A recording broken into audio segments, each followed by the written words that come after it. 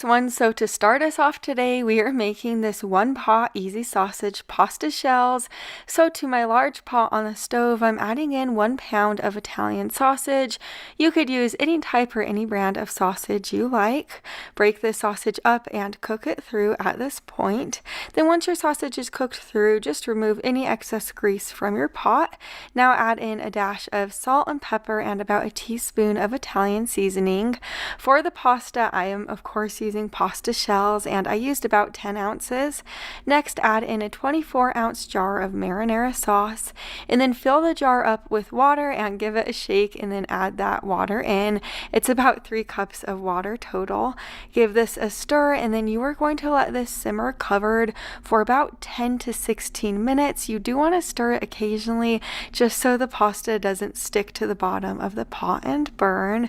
But once the pasta is tender, you could serve this up.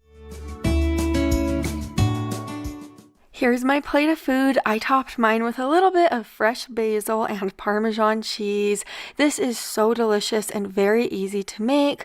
And if you didn't want to use sausage for this recipe, you could always use ground beef or ground turkey as a substitute, or you could always leave the meat out. If I was stranded on an island and I was allowed just one pasta salad, I think I would choose this taco pasta salad. It is that good. So to the pan on my stove, I added a pound of ground beef. I'm going to break it up and cook it through. While it is cooking away, I'm going to start on the pasta. So to this pot of boiling water, I'm adding in 16 ounces of rotini pasta. I'm just going to cook it according to the package instructions. Now that my ground beef is cooked through, I added in a cup of water along with 2 tablespoons of taco seasoning. Give this a stir and then let this cool down completely. Now that my pasta is completely cooked through, I'm just going to strain it over the sink in my over the sink strainer. And then I am going to rinse the pasta with cold water just to help it cool down completely, because you don't want your pasta hot when preparing it in your bowl. So now over to my large bowl, I'm adding my cooled down pasta in there along with the cooled down ground beef mixture. Next, you're going to want to add in a drained and rinsed can of black beans along with a drained can of corn, 2 cups of shredded iceberg lettuce. I do suggest you using the iceberg lettuce because it's super crunchy. Next, add in 1 cup of diced tomatoes, a half a cup of sliced green onions, 1 diced avocado, 1 cup of crushed nacho cheese Doritos, and then the last thing you're going to add in is your dressing. I definitely recommend you using this creamy French dressing. I used 16 ounces of it. It just gives this pasta salad so much great flavor. I know it's a little bit different type of dressing, but it is so good. Give this a good stir. You know how some pasta salads are kind of boring and dry? Well, this one is not at all. It has a nice crunch from the Doritos, and then all of the different flavors in this pasta salad make it 10 out of 10. It is so good. Now we're making this yellow chicken curry with rice. So to my big Dutch oven on the stove, I'm adding a tablespoon of olive oil right in there. Once my oil was hot, I added my 2 pounds of cubed chicken breast along with 1 yellow onion that I diced, 1 red bell pepper that I diced, and then a teaspoon of curry powder. Curry powder is very strong, but it doesn't really have any sodium in it, so you're also going to want to add in a half a tablespoon of salt and then a teaspoon of pepper. Cook this on your stove for about 3 minutes. The chicken will not be completely cooked through at this point. So after the 3 minutes of cooking, remove the chicken to a plate.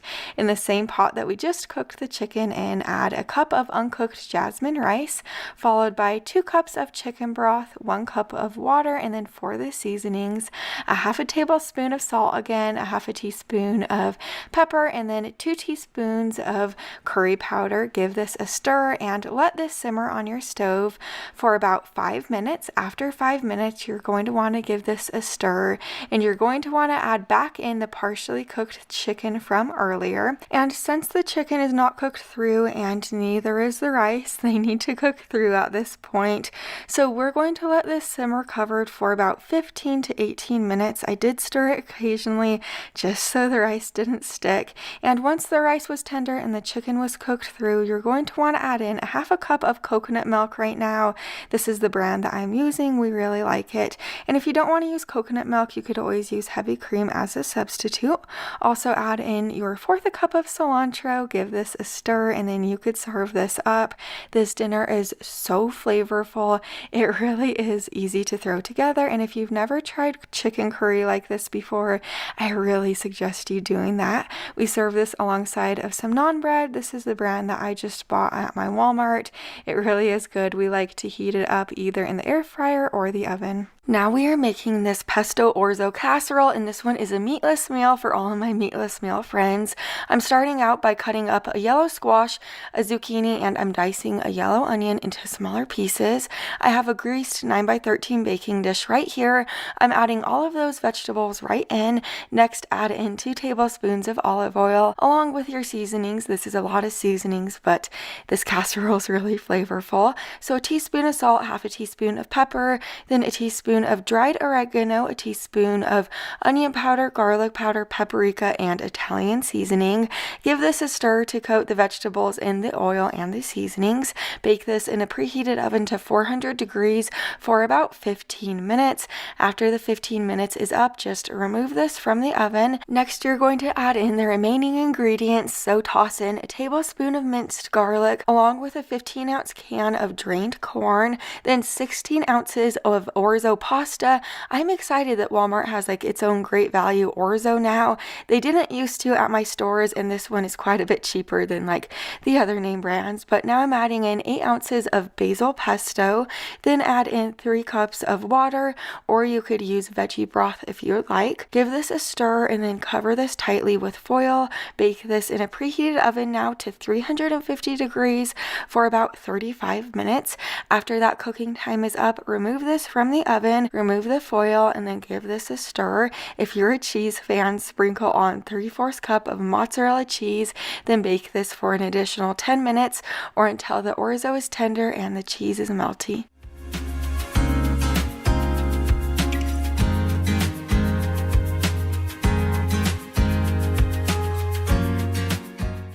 If you're a pesto fan like me, you are absolutely going to love this one. This one is also great for like meal prepping it if you want to meal prep it for the week. And if you don't want to make this a meatless meal, you could of course add chicken into this and it will be good, but we absolutely loved this one. It was so delicious. Now we're making these classic sloppy joes. I haven't made sloppy joes in so long. To the pan on my stove, I added 1 pound of ground beef. I broke the ground beef up and I cooked it through. Once it was cooked through, I of course removed any excess grease in the pan. Then I added in 1/8 cup of brown sugar, 1/8 cup of yellow mustard, then 3/4 cup of ketchup. I gave this a really good stir and I let it cook together for a few minutes.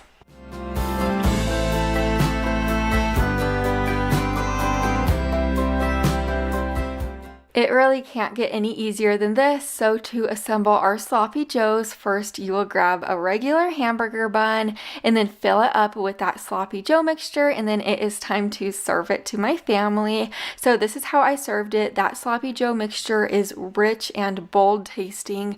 It is so good, and you cannot even believe how simple it is to make. I served it alongside of this suddenly salad. It's really easy to make, and then I had strawberries on hand, so I also served it with strawberries. Now we are making this sheet pan quesadilla, so over to the pan on my stove, I'm adding a pound of ground beef. Just break that ground beef up and cook it through. If you don't care for ground beef, you could always use like ground chicken or ground turkey or any meat substitute. This recipe is actually in the sheet pan section of my cookbook. It is on page 84, and if you didn't know, I recently came out with my first ever cookbook, and it has 8 sections and over 100 recipes. And the sections are ranging from like easy breakfast, side dishes, extra quick dinners, desserts, and so much more. I have my cookbook linked below this video for you if you haven't gotten one yet. But now that my ground beef is cooked through, I added in 2 tablespoons of taco seasoning and a 1/2 cup of water. Give this a stir and let this simmer on your stove for a couple of minutes. After that time is up, add in 1 drained and rinsed can of black beans, or really any beans would work, and a 1/4 cup of salsa. You could also add in a can of corn that's drained if you'd like.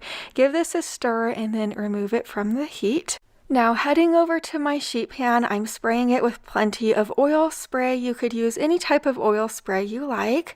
Then use 6 burrito-sized tortillas and kind of slightly overlap them and place them onto your sheet pan. And then the last tortilla, make sure you place in the center so nothing falls out. Sprinkle 1 cup of Mexican-style cheese over the tortillas. Then sprinkle that taco meat mixture over the cheese. You could also add on like sauteed vegetables at this point, or really add anything you'd like into your quesadilla. Sprinkle another cup of Mexican style cheese over the top, and then place another tortilla in the center of your quesadilla. Fold the edges in, and then spray the top of your quesadilla with more oil spray so it gets crispy. Place a second sheet pan over the top of your quesadilla and bake this in a preheated oven to 425 degrees for 20 minutes. Remove the second sheet pan, then broil it for 1 to 2 minutes so it gets really crispy. The fun part about these quesadillas is you could top them with anything that you'd like. Also, you could fill them with anything that you like. So they are so adaptable. You can make them your own so easily. I have changed these quesadillas up so many different times for my family based on what we have on hand. Now we're making this chicken and yellow rice casserole. So into this big bowl, I'm adding in a 9-ounce bag of yellow rice. Next, add in 1 1/3 cup of water. Then 2 10-ounce cans of cream of mushroom soup, or you could use any cream of soup or a homemade version if you'd like. In the back of my cookbook, I actually have a homemade version that you could use, but just whisk this together super well until it is well combined and it looks like this. Over to my 9x13 baking dish, I'm going to spray this with nonstick spray just for easy cleanup in the end. I'm going to pour the rice mixture right in there, and then on top of the rice, I'm going to add my 1 pound of thin sliced chicken breast.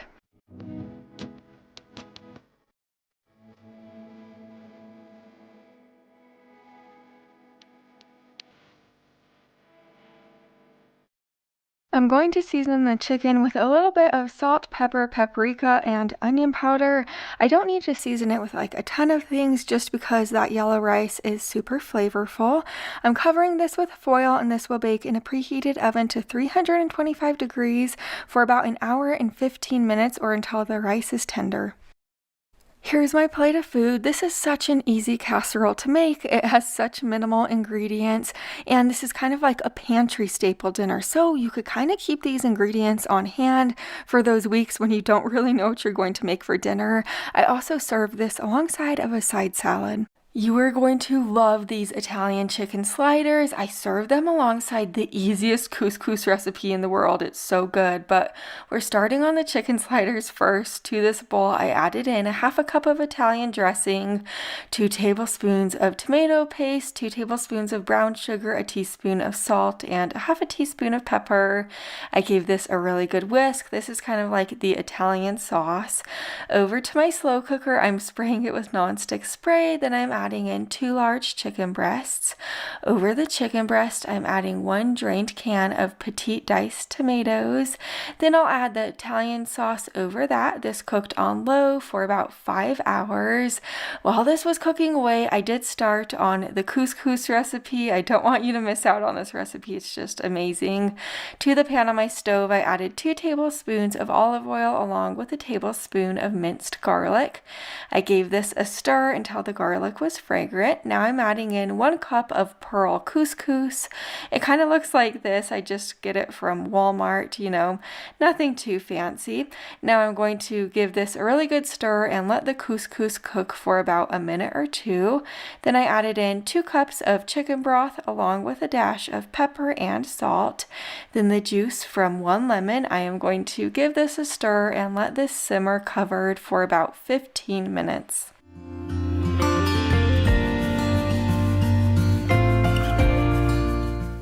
Now that the simmering time is up, I'm going to stir in about 1/3 cup of Parmesan cheese, let the cheese melt down, and then that is all you have to do for this couscous recipe. It tastes like $1 million, but it truly is that easy. But now that my chicken is finished cooking in the slow cooker, I'm starting on my rolls. So I'm just using kind of like brioche buns for the rolls, but you could use any type of slider rolls you like, or like dinner rolls, anything. But I placed them some on my sheet pan, then place some mozzarella cheese on the inside. I'm going to put this under the broiler for a couple of minutes to melt down the cheese. While that's in the oven, I am shredding up my chicken. I'm shredding mine with my electric hand mixer just because it's easy like that, but you could shred your chicken with 2 forks or a meat masher. Here are the rolls out of the oven. I'm just going to place that chicken on the inside, and then that's all you have to do.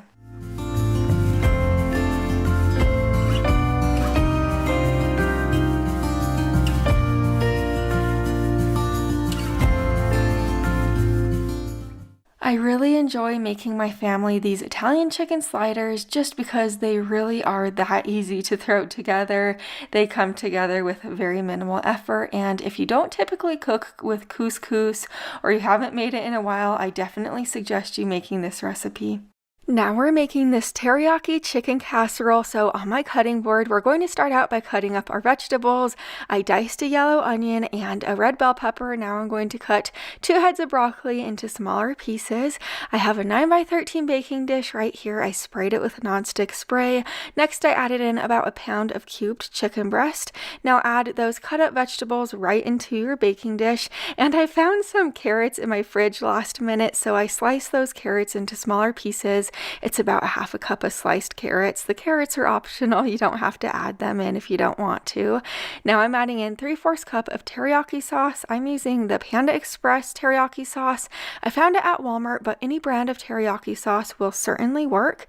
Give this a stir so everything is coated well. Bake this in a preheated oven to 350 degrees for about 40 to 45 minutes or until the chicken's cooked through and the broccoli's tender. Here's my plate of food. We served ours alongside of a bed of a little bit of steamed white rice. This is so flavorful and good, and I love this recipe because you can make it your own by adding different vegetables if you'd like, subtracting different vegetables, really doing what you want to it. It's so good. This is a cheese tortellini with spinach. This one is also a meatless meal for all of my meatless meal friends. To the pan on my stove, I added about a tablespoon of minced garlic. I stirred it around until it was fragrant. Now I'm adding in a 28-ounce can of crushed tomatoes along with a half a cup of heavy cream. Give this a stir and bring this mixture up to a simmer. Once this does start to simmer, you're going to want to add in your seasonings. So for the seasonings today, I used about a teaspoon of dried basil, half a teaspoon of dried oregano, about half a teaspoon of pepper, and a dash of salt. And then you'll want to add in your vegetable broth. So I added in a half a cup of that along with 2 cups of fresh chopped spinach, and then 9 ounces of fresh, or you could use frozen cheese tortellini, and then a half a cup of Parmesan cheese. Give this a stir and let this simmer covered for about 10 minutes.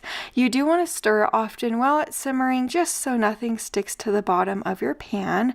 And then once your cheese tortellini is tender, you could serve this up.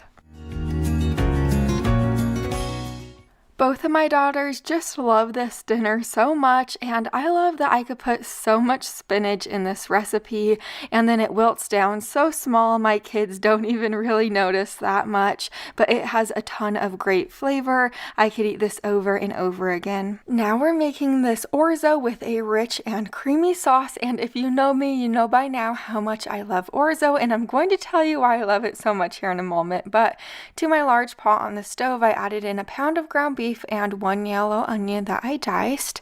I'm just going to break this ground beef up and cook it through. If you have a lot of excess grease in your pot after the ground beef is cooked through, just remove it. But next add in 1 tablespoon of minced garlic along with a teaspoon of salt, pepper, onion powder, garlic powder, dried basil, and oregano. And like I said before, I'm going to tell you why I love orzo so much. So just a little bit of orzo goes a long way. So for this recipe, I'm just using 1 cup of dried orzo. So I added that orzo in, and that is going to feed my family plus give us some leftovers for lunch the next day. So you don't have to use a whole box of orzo, just a little will go a long way. That's why I just love it. Well, enough with my orzo talk. I also added in a cup of beef broth, 14 ounces of tomato sauce, and a cup of heavy cream. I'm going to let this simmer on my stove for about 3 minutes. I did stir often just so nothing burned to the bottom of the pot. After that time was up, I added in my 3/4 cup of water, 2 cups of fresh chopped spinach, and 1/3 cup of Parmesan cheese. I'm going to let this simmer covered for 8 more minutes, just until the orzo is tender, and you do want to make sure you do stir it often while it is simmering. Like I said before, you just don't want the orzo to burn to the bottom of the pot. This is one of the most delicious, richest dinners, and I do want to let you know, if you don't want to use ground beef in this recipe, you certainly don't need to. You can make this with sausage as a substitute, or you can make this with ground chicken, ground turkey, or any meat substitute like tofu. Now we're making these taco stuffed peppers, and to get this recipe started, you'll need about 2 cups of cooked chicken. I do want to show you how I'm cooking up my chicken in the Instant Pot. It is so easy to do it this way. I added my big frozen chicken breast along with 1 cup of water.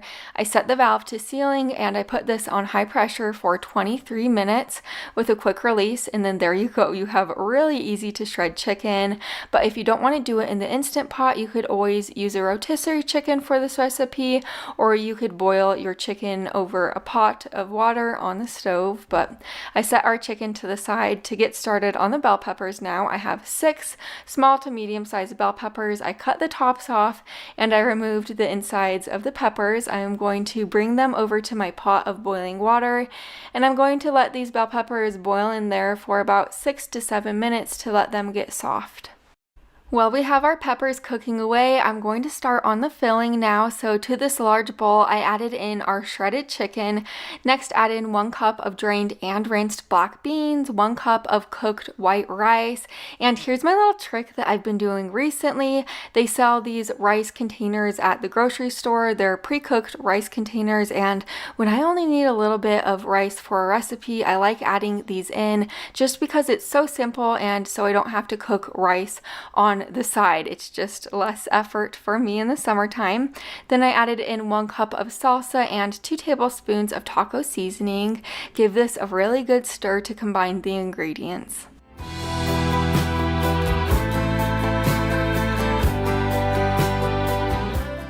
Now that we have our bell peppers nice and fork tender, you do want to make sure they're only fork tender. You don't want them to be too soft so they're falling apart, but I added them into my large casserole dish.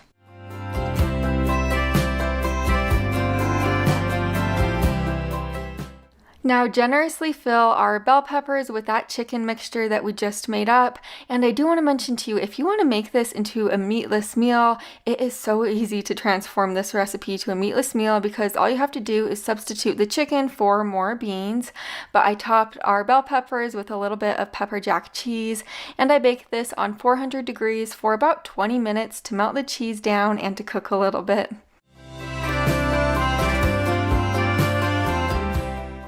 Here's what they look like out of the oven. The outside is perfectly tender and the inside is spot on delicious.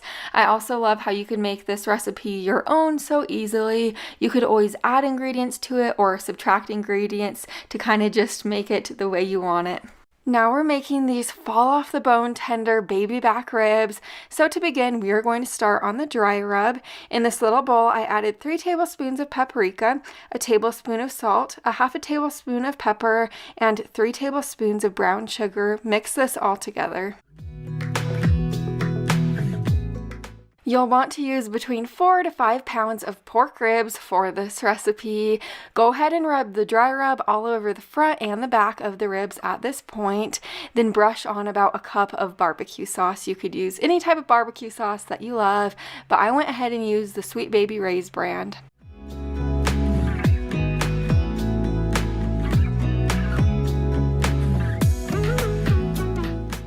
Now that I'm finished brushing on our barbecue sauce, I'm going to place the ribs in the slow cooker. So they're going in the slow cooker standing upright with the meaty side against the inside wall. And then I poured on about 1 cup more barbecue sauce. Over the top of everything, I poured 1/4 cup of apple cider vinegar. This cooked on low for about 7 hours or until my ribs were fall apart tender.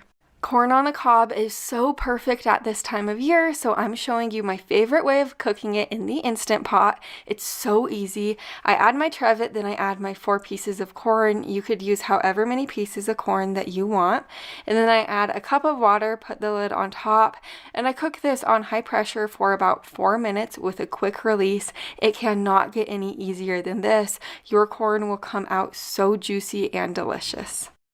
I grabbed my ribs out of the slow cooker, placed them on a sheet pan lined with parchment paper, and you see the ribs are kind of broken apart just because they are that fall apart tender. They didn't stay together. Anyways, I just poured some barbecue sauce over the top, and I'm going to place this under my broiler in the oven for a couple of minutes to kind of like make the barbecue sauce on top a glaze. Here's the finished product. Those ribs are like melt in your mouth, buttery good. I cannot even explain them to you. You definitely have to try this one. I served it, of course, alongside of our Instant Pot corn on the cob and mashed potatoes. This is a wonderful summer meal. Now we're making this chicken cordon bleu casserole, and woohoo, let me tell you, this is not your boring type of casserole at all. None of these are.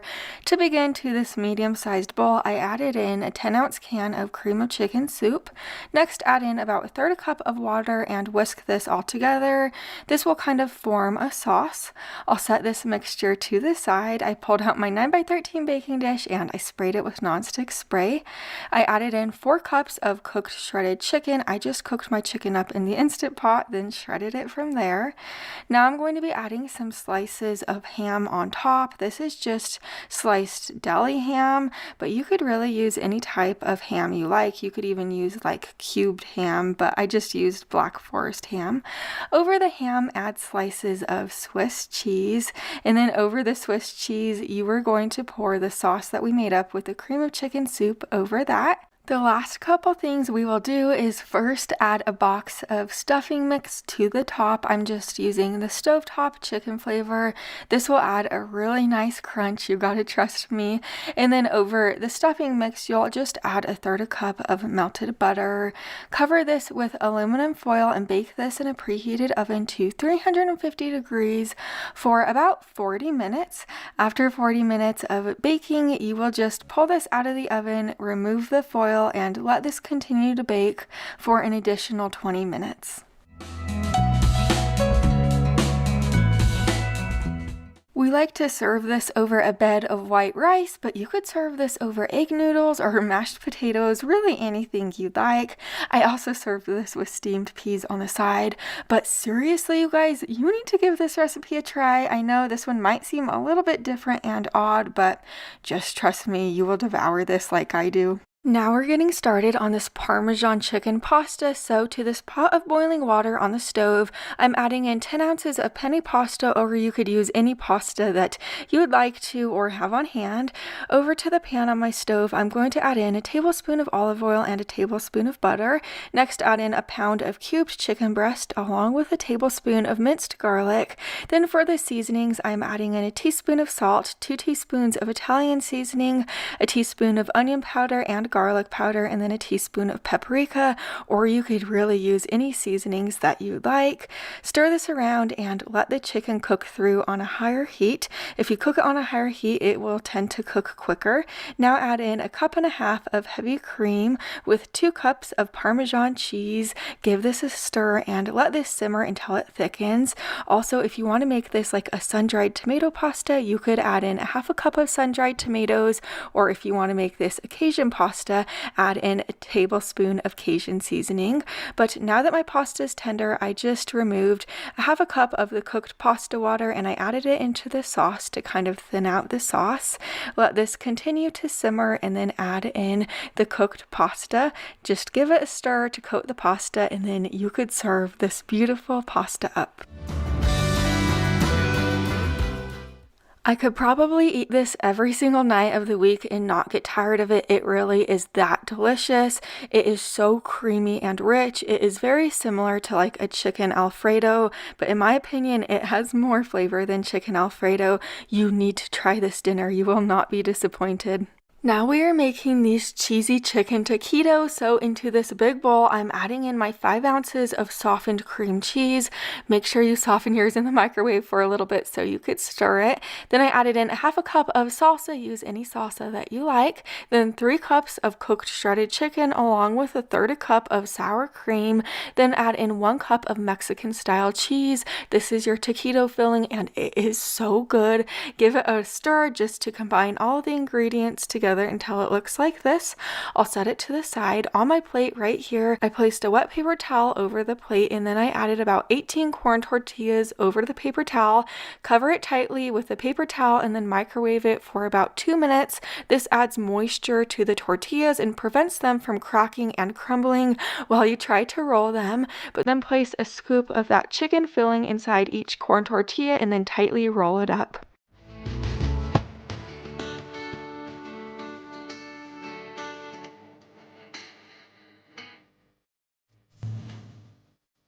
You could either spray the tops of your taquitos with a little bit of oil spray and bake them in your oven, or to a pan on your stove, add in 1/3 cup of olive oil, or you could use vegetable oil or any oil that you'd like.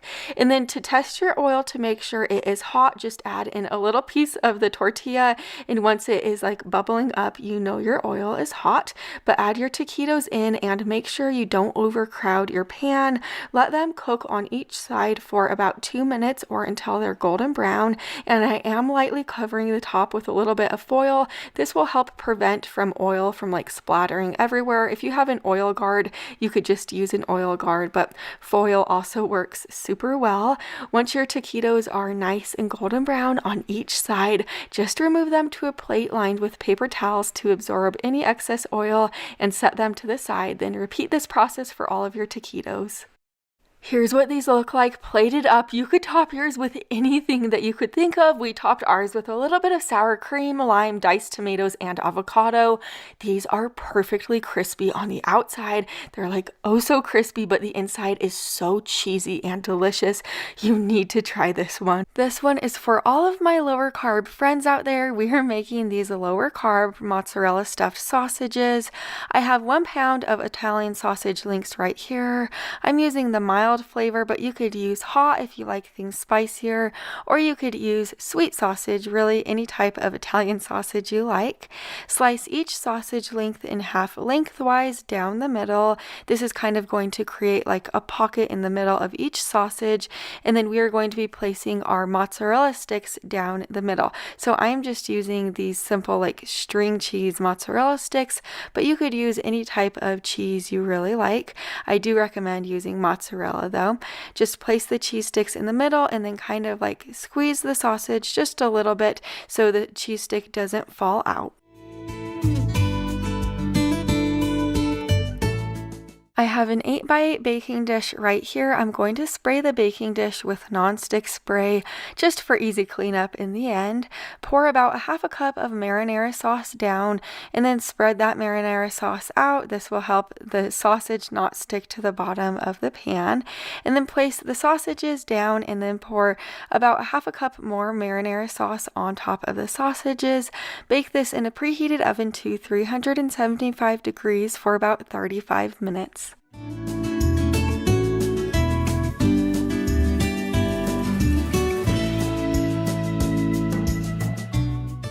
Once the sausage was cooked through, I served this up. I served ours over steamed broccoli, but you could also serve this over egg noodles, cauliflower rice, or in a hoagie roll. That would be really good. Now we're making these mozzarella stuffed mini meatloafs. So I have about 1.5 pounds of little golden potatoes right here.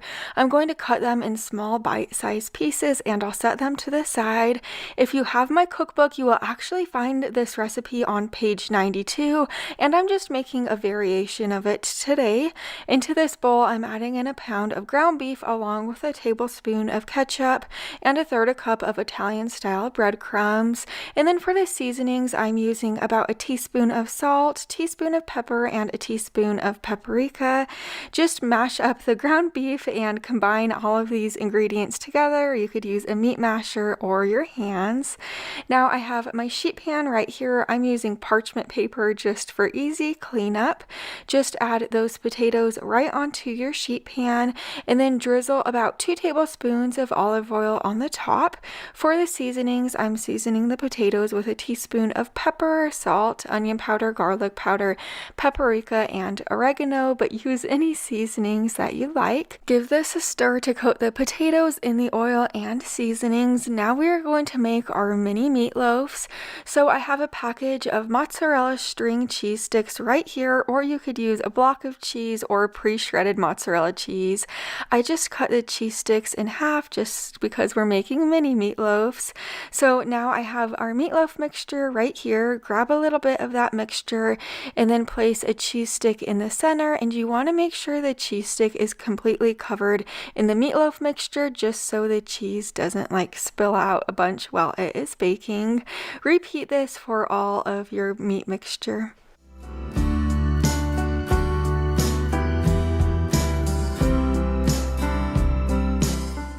Brush the tops of the mini meatloafs with a little bit of ketchup.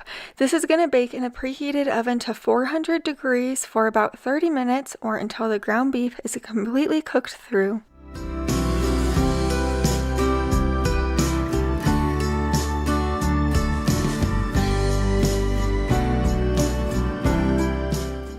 If you've never tried mini meatloafs like this on a sheet pan, you really need to. And if you don't want to add the mozzarella cheese in the middle, you don't have to add the cheese. These are still good without the cheese, but those potatoes are so tender. This meatloaf is absolutely delicious. This one is one of my favorites. Now we're making this French onion chicken. To begin, we are going to slice our large yellow onion into smaller pieces. Over to the pan on my stove, I'm adding in 2 tablespoons of butter. Once it's good and melty, I added our onion in there. We're going to kind of caramelize the onion, just cook it on a lower heat for about 8-ish minutes until it is a nice golden brown color. Then you will want to remove it to a plate and set this plate to the side. In the same pan we cooked the onion in, we are going to sear our chicken. So I have 2 large chicken breasts right here. I seasoned them on each side with a dash of paprika, salt, and pepper. Just sear the chicken on a higher heat for about 2 minutes on each side, so we're not completely cooking the chicken through at this point. Once it's through searing, add the cooked onion in there along with a can of French onion soup. You're going to let this simmer for around 5 minutes. This is going to reduce the liquid down and make the sauce a little bit thicker. Now we're going to add it into a greased casserole dish. Just add the chicken and the sauce and the onions right in there. Just dump it in, go at it. And then over the top, you're going to add some mozzarella cheese. I added about 3/4 cup of that. And I did try a new type of mozzarella cheese today. It was this creamy melt Philadelphia one, and it was a lot creamier. So I did like it and I do recommend it. This baked on 350 degrees for about 25 to 30 minutes or until the chicken was cooked through. We served this dinner over mashed potatoes, and we poured some of the gravy that was in the casserole dish over the mashed potatoes.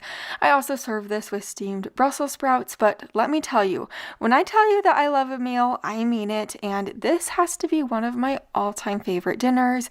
I know this is a bold statement to make, but this is phenomenal. Now we're making these Greek chicken thighs. So to begin, I have about 1.5 pounds of russet potatoes right here. I peeled those potatoes and I diced them. I placed them into this large bowl. Now you're also going to be adding in your 4 bone-in skin on chicken thighs. Just toss those in there along with 3 tablespoons of olive oil, 2 tablespoons of minced garlic, 1 lemon juiced. And I do want to point out to you, make sure you do use russet potatoes for this recipe, just because the thighs do need longer to cook in the oven and the russet potatoes will hold up better. And then I added in 2 teaspoons of salt and rosemary, a teaspoon of dried oregano and pepper. Then I gave this a stir.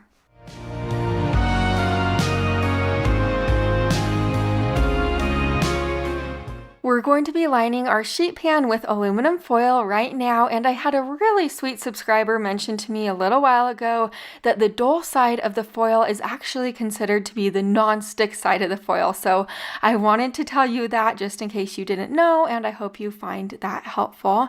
But I placed the chicken and the potatoes on the sheet pan. I'd sprinkled the top of the chicken with a little bit more oregano and pepper. This baked on 425 degrees for 30 minutes. I removed it from the oven, kind of tossed the potatoes around a little bit, then baked it for an additional 30 minutes or until the chicken was cooked through. And here's the finished product. The outside of the chicken is so crispy. Those potatoes are extremely flavorful. I served it with some steamed broccoli on the side, and if you don't typically cook with chicken thighs, they're a great meat option because they're low budget and high protein. We are making this Philly cheesesteak pasta. Over to my cutting board, I'm going to start out by cutting up my vegetables. 8 ounces of white mushrooms, a yellow onion, and a green bell pepper. Over to the pan on my stove, I have a tablespoon of hot olive oil in there. Then I added all those vegetables in. I'm also going to be adding in a pound of ground beef right now, or you could use ground chicken or ground turkey or any meat substitute. Just break this ground beef up and cook it through at this point. Now over to this pot of boiling water, I'm going to add in 8 ounces of rotini pasta. I found that rotini pasta cooks very quickly, so just cook it according to the package instructions. Now we're going to work on the Philly cheesesteak sauce now. So into this bowl, I added 2 tablespoons of water and a tablespoon of cornstarch. Give it a good whisk. This is going to help thicken the sauce up. Now add in a can of French onion soup along with a tablespoon of Worcestershire sauce. Give this a really good whisk, and I could basically just drink this sauce. It really is that good. It is just like so flavorful. But now that my ground beef is cooked through and the vegetables are nice and tender, add this sauce right in there and give it a little stir. And then once my pasta was cooked through and tender, I just strained the pasta. Then I added the pasta into that pan. Next, if you're a provolone cheese fan, add 3 slices of provolone cheese in, or you could use any cheese you like, or just don't add the cheese in. Give this a stir, let it simmer for a couple of minutes to thicken up the sauce and melt the cheese down.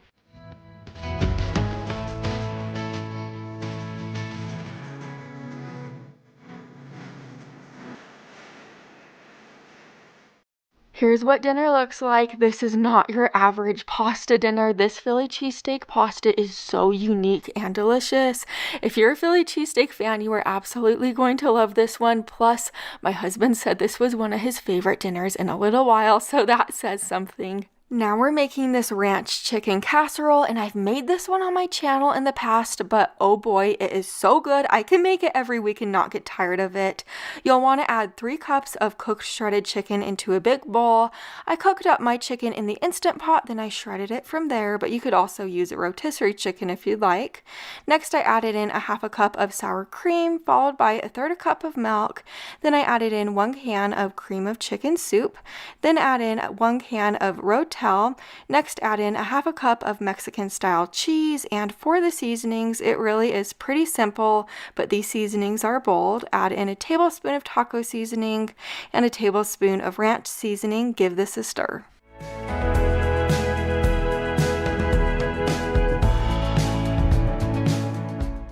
I pulled out a 9x13 baking dish, and I'm spraying it with plenty of nonstick spray. To the bottom of the baking dish, you'll want to sprinkle about 1 cup of crushed Cool Ranch Doritos, or you could use nacho cheese Doritos, whatever you prefer. Pour the casserole right over the top of the Doritos and then spread it out to the best of your ability. Over the top of the casserole, sprinkle about 1 cup more crushed Doritos, and then sprinkle a 1/2 cup of Mexican style cheese over the top. Bake this in a preheated oven to 350 degrees for about 30 minutes. Once it's out of the oven, you could serve it up.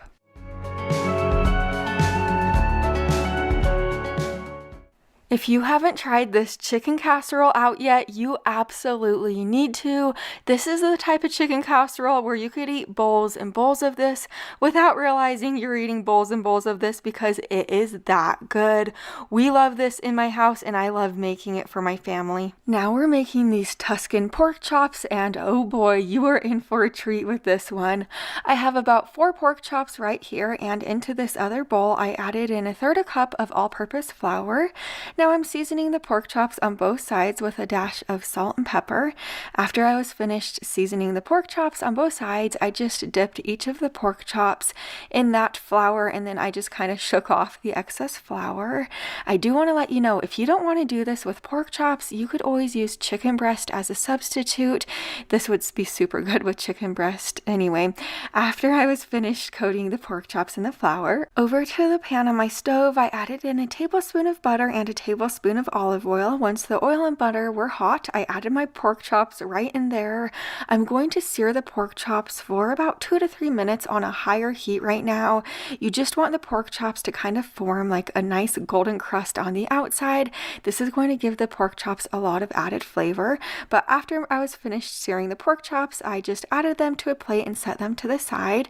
In the same pan that I cooked the pork chops in, I added in a tablespoon of minced garlic, 1/3 cup of balsamic vinegar, 1/4 cup of chicken broth, and 2 tablespoons of honey. I brought this up to a simmer and then I added in a 14-ounce can of petite diced tomatoes. I'm going to give this a stir and then I just let this thicken for a couple of minutes. I added back in my pork chops and now I'm going to just coat the pork chops in the sauce and I'm going to let them simmer for about 5 to 10 minutes or until the pork chops are cooked through and the sauce has thickened to the way that I like it to be. Once it looks like this, you could just sprinkle a little bit of Parmesan cheese on the top and mozzarella if you'd like. Let the cheese melt down and then you could just enjoy this dinner. I served ours over a bed of egg noodles, but you could serve this over rice or cauliflower rice for a lower carb option, or you could just eat this the way it is. I also served this with a side salad. That sauce is so rich and delicious. I could basically just drink it. It seriously is that good. Now we are making this chicken bacon ranch tater tot casserole. This is comfort food to the max for me. To the pan on my stove, I'm adding 7 pieces of bacon in, or you could use a 1/2 cup of pre-cooked crumbled bacon that you get from the store, whatever you'd like. Then I'm going to add in 1/4 cup of water to help the bacon cook evenly and get crispy. I'll let the bacon cook through at this point. Now that it is to the crispiness that I like it to be, I'll remove it to this plate and I'm going to set it to the side. Into this large bowl, I'm adding 1 cup of sour cream, or you could use Greek yogurt if you would like. Next, add in a 1/2 cup of milk along with a can of cream of chicken soup, or you could use the homemade version of cream of chicken soup in the back of my cookbook. Now I'm adding in a teaspoon of pepper with 2 tablespoons of ranch seasoning mix. Just give this a really good whisk until everything is silky and well combined. Add in a 1/2 cup of shredded Colby Jack cheese and 3 cups of cooked shredded chicken at this point. You could cook up your chicken however you choose to do so. Give this a stir to get everything coated, and then you are going to set this to the side. I pulled out my 9x13 baking dish and I'm spraying it with a nonstick spray. Add half of this 30-ounce bag of tater tots to the bottom of your baking dish. Now add that chicken mixture right over those tater tots. Just do it carefully. And then over the chicken mixture, you are going to add all of your cooked crumbled bacon. Just sprinkle it over the top. Then over the bacon, add the remaining tater tots, and then over the tater tots, add 1/3 cup of shredded Colby Jack cheese. Bake this in a preheated oven to 350 degrees for about 45 minutes.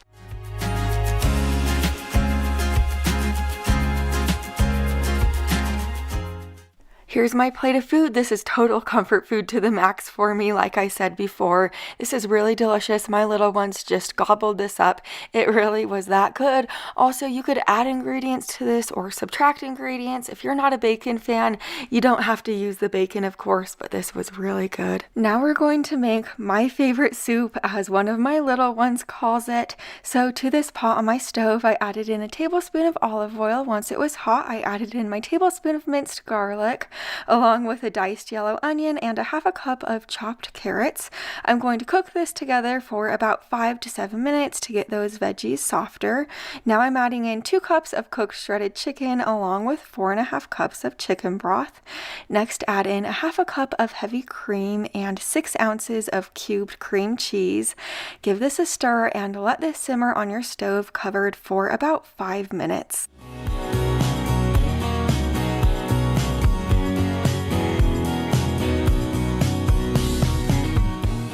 Now that the cooking time is up, I'm just whisking in the cream cheese so it could be incorporated in with the rest of the ingredients and it could become nice and smooth, not clumpy. Now add in your 1 cup of small pasta. You could use any type of small pasta that you like or have on hand.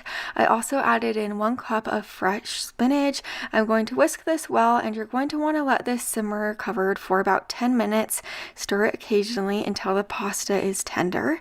But now that my pasta is to the tenderness that we like it to be, I'm adding in my cheeses. So 1 cup of shredded cheddar cheese and 1/3 cup of Parmesan cheese. Once the cheese melts down, you could really enjoy your soup. At least for me, sometimes when I have soup, I'm just hungry about an hour later just because it's not super filling, but this is the type of soup that is absolutely perfectly delicious and it will leave you full for hours just because it really is more of a hearty style soup.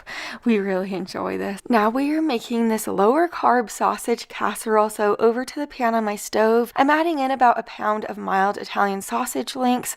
My favorite are the sweet Italian sausage links, but my store didn't have them, so just add in 1 pound of whatever type of Italian sausage you can find at your store. After you add all of your sausage in, go ahead and add in 1 red diced bell pepper. If you don't care for bell pepper, you don't have to add it in, of course, but just break the sausage up and cook it through at this point. Once you have your sausage cooked through, remove any excess grease from the pan. My mom taught me this trick years ago. Just take a paper towel and wiggle it around in your pan until the grease is gone. It works super well and it's my favorite way to absorb any excess grease. But after you do that, add in 5 ounces of softened cream cheese. Just stir that cream cheese in until it is incorporated well. Now over to a large bowl, add this sausage mixture right in there. After you add in about 20 ounces of riced cauliflower. Then add in your Italian seasoning. I do want to let you know my riced cauliflower was frozen when I added it in. Then add in a half a cup of shredded cheddar cheese and give this a really good stir.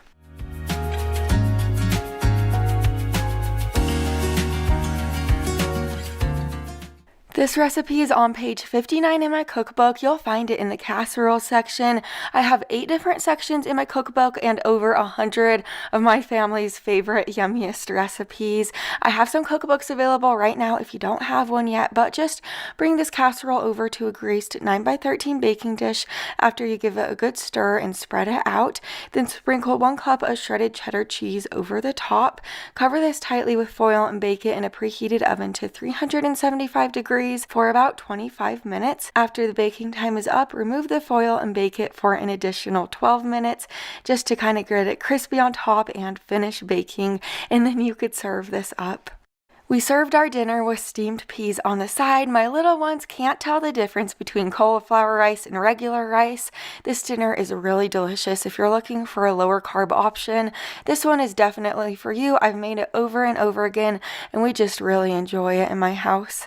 Now we're making these green chili chicken enchiladas. So into this bowl, I'm adding about 2.5 cups of rotisserie chicken, or you could use any type of cooked shredded chicken. Then 1 cup of shredded cheddar or Mexican style cheese. Then I added in 4 ounces of diced green chilies. Those green chilies add a ton of great flavor. They don't add very much spice at all. Then add in 3/4 cup of sour cream with a half a teaspoon of salt and pepper. Stir to combine these ingredients all together, and then once it looks like this, it is ready to go. If you have my cookbook, pull it out because this recipe is on page 71. It's in the casserole section, and this is my all-time favorite go-to enchilada recipe. It's so easy to make. But over to this pot on my stove, I'm adding in 20 ounces of green enchilada sauce. Bring this mixture up to a boil. Now it's time to make our enchiladas, so you will carefully dip each corn tortilla in that green enchilada mixture. This is going to make it so the tortillas don't crack. It's going to kind of make them softer so you are able to roll them. And then add about 2 to 3 tablespoons of the chicken enchilada filling in the tortillas, then roll them up. I made about 12 enchiladas total. I do have a little helper who is just overly excited to help me make this dinner, but pour the remaining enchilada sauce over the top. Now sprinkle 1 cup of either Mexican style or shredded cheddar cheese over the sauce.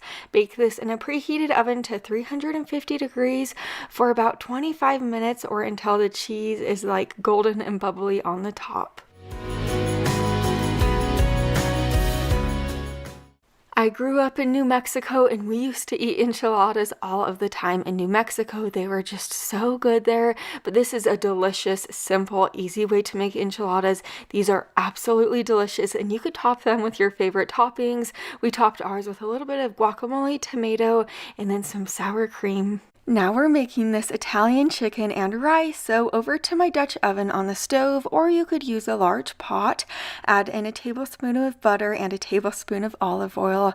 Once the butter is melted and the oil is hot, add in your pound of cubed chicken breast along with 1 diced yellow onion. And today for the seasonings, I'm using a half a tablespoon of ranch seasoning, 1 teaspoon of pepper, 1 teaspoon of paprika, and a teaspoon of Italian seasoning.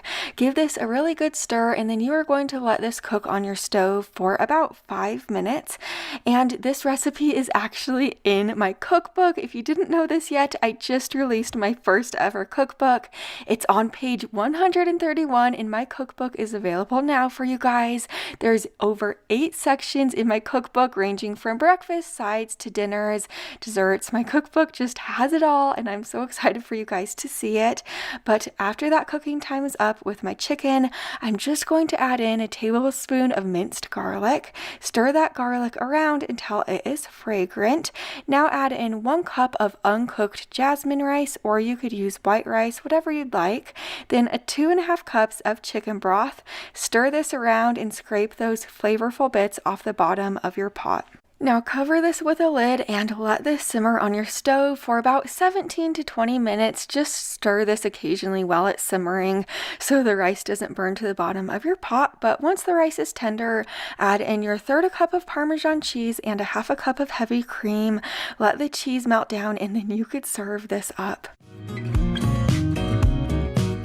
I served this Italian chicken alongside of steamed peas today, and this Italian chicken will make your house smell so unbelievably good. This recipe is very easy to throw together. That rice is like so flavorful and so is the chicken, but this recipe is in the one pot section of my book, one of my favorite sections. One pot meals are just so easy to make. And then also in the back of my book, I have included a section for like substitutions for common ingredients that I use that you might not use or you might not have on hand in the moment. So that section's really helpful too. Now we're getting started on these sheet pan fajitas, so I'm going to cut up my veggies first. I sliced 1 red onion, a red bell pepper, and a yellow bell pepper over to my sheet pan. I do have it lined with aluminum foil. I'm adding those vegetables right onto my sheet pan now. Then I'm going to add on 1 pound of chicken tenderloins, or you could use chicken breasts that you cut into thin strips, whatever you prefer. Next, I'm adding on 2 tablespoons of olive oil along with a packet of fajita seasoning. The main difference between like fajita seasoning and taco seasoning is taco seasoning has more chili powder and oregano, while fajita seasoning has more cumin and kind of has more of like a citrusy taste. But I gave this a really good stir and then I baked this in a preheated oven to 425 degrees for about 20 to 25 minutes or until the chicken was cooked through. We like to serve our fajita chicken and vegetables in crispy little tortillas, and we love squeezing like lime juice on the top of them. It just makes them taste extra good. I also like to top mine with a little bit of shredded lettuce, shredded cheese, sour cream, and avocado, but top yours with anything that you have on hand. Now we're making this chicken noodle soup, and it's the only chicken noodle soup I make all fall and winter long when somebody in my house isn't feeling the best. So to my Dutch oven, I added in a tablespoon of butter. Once it melted down, I added in 1 yellow onion that I diced, along with a cup of diced carrots and 3/4 cup of sliced celery. I'm going to let this cook for about 5 to 7 minutes. Once my cooking time is up, I added in a tablespoon of minced garlic along with my seasonings. So a teaspoon of pepper, teaspoon of salt, teaspoon of dried thyme, and a 1/2 teaspoon of dried sage. I'm going to give this a really good stir and kind of scrape any bits off the bottom of my pot. Now I'll add in 9 cups of chicken broth, and I'm going to bring this up to a simmer. After this does start to simmer, you're going to want to add in about 8 ounces of egg noodles. I recommend you using these old-fashioned wide egg noodles. I find these at my Walmart grocery store, and they just work the best for this soup. I promise. They're super good. So I'm going to let this simmer for 18 minutes or until the pasta is tender and the veggies are cooked through. Now I'm going to add in 2 cups of cooked shredded chicken. I'm just using part of a rotisserie chicken, or when you add the noodles in, you could add in a chicken breast and let the chicken cook in your soup. Then I added in the juice from 1/2 of a lemon. I'm going to give this a really good stir now, and then I'll serve it up. I make this soup all of the time for my family and my friends whenever somebody needs some chicken noodle soup. It really is so good and extremely easy to make. I did serve this alongside of a roll that I just heated up in the oven. I really like this brand of rolls. They come out super good. This one is for all of my meatless meal friends. I think you are going to love this minestrone soup. I've been making it this way for years and years. I'm starting out by dicing 1 yellow onion into smaller pieces, along with 3 carrots, 1 medium-sized zucchini, and 2 ribs of celery. Over to the large pot on my stove, I'm adding in a tablespoon of olive oil, and once my oil is hot, I'm just adding in the onion, celery, and the carrots, not the zucchini. Cook these vegetables together for about 5 to 7 minutes to soften these veggies. After they are soft, you'll toss in some seasonings. So just toss in about a teaspoon of salt and a teaspoon of pepper. Now add in your 5.5 cups of vegetable broth, along with 28 ounces of crushed tomatoes, 14 ounces of tomato sauce, and then 1 can of drained and rinsed kidney beans. You'll also add in the zucchini that we cut up earlier at this point, and the rest of the seasonings. So add in a tablespoon of dried basil, 2 teaspoons of dried parsley, and 1 teaspoon of dried oregano. Give this a really good stir, and you're going to want to let this simmer on your stove for about 15 minutes. After the 15 minutes of simmering, just remove the lid, and you're going to toss in a 1.5 cups of small pasta. I'm just using like dentellini pasta, but any small pasta would work. Let the pasta cook for about 10 minutes or until the pasta is tender.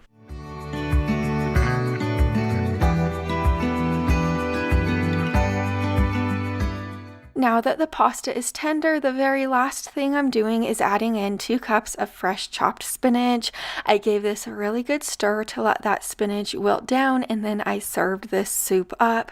Here's my bowl of soup. I love topping mine with a little bit of Parmesan cheese on the top and fresh parsley.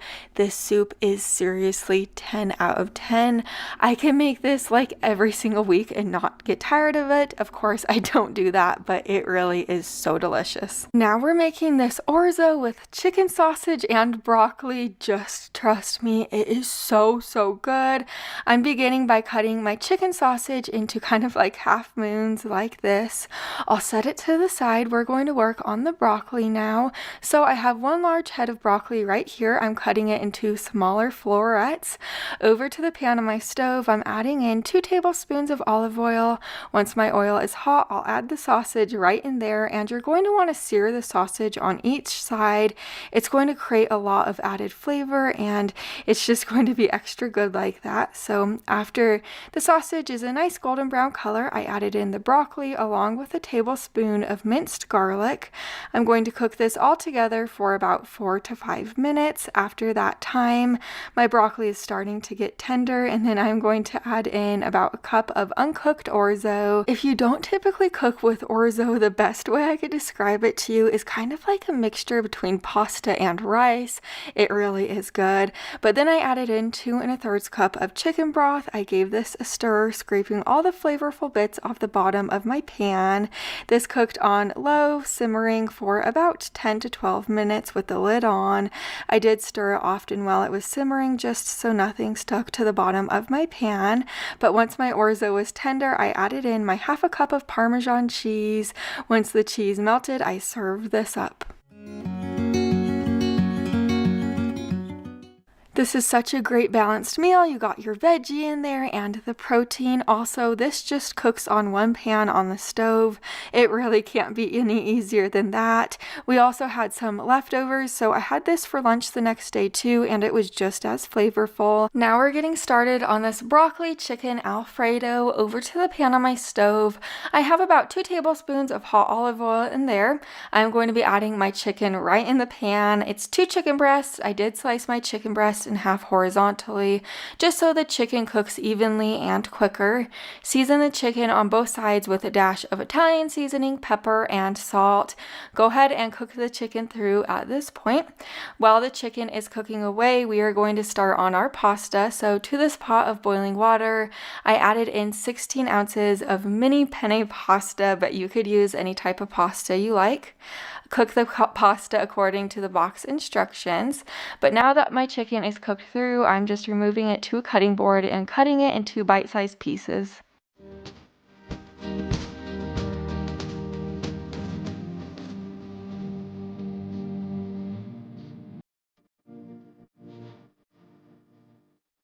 Over to this super duper large bowl, I added in our cooked strained pasta, followed by our cooked chopped chicken. Next, you're going to be adding in about 12 ounces of steamed broccoli.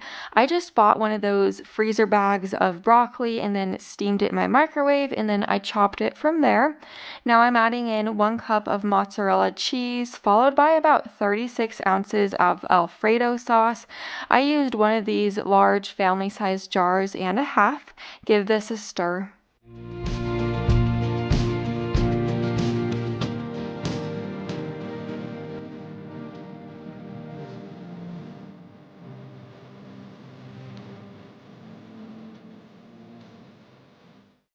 To my 9x13 baking dish, I added our casserole right in there, and then I spread it out as even as possible. I sprinkled about 1 cup of mozzarella cheese over the top. I covered this with aluminum foil, and I baked this in a preheated oven to 350 degrees for about 30 minutes. After 30 minutes, I removed it from the oven, I removed the foil, and I baked this for an additional 15 minutes, and here's the finished product.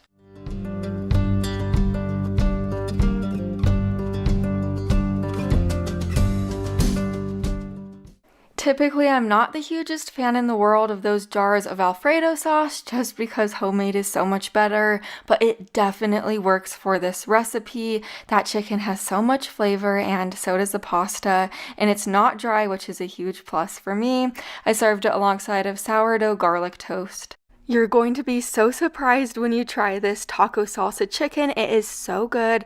To this big bowl, I'm adding in 1 pound of chicken breast that I cubed. I'm also adding in 1 red onion that I cubed as well. And then for my potatoes, I'm using 1.5 pounds of little golden potatoes that I cut into small bite-sized pieces. Next, I tossed in 1 red bell pepper that I chopped and 1/3 cup of salsa. You could use any type of salsa that you like or have on hand. Now I'm adding in a tablespoon of taco seasoning, and I'm going to give this a really good stir to coat the chicken and the veggies in the taco seasoning and the salsa. Now I have a sheet pan right here that I lined with parchment paper. Just add the chicken and veggies right onto the sheet pan and spread it out to the best of your abilities. This is going to bake in a preheated oven to 400 degrees for about 30 minutes or until the chicken's cooked through.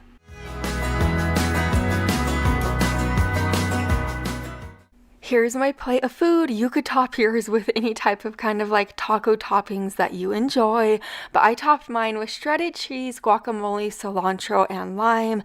This is extremely flavorful.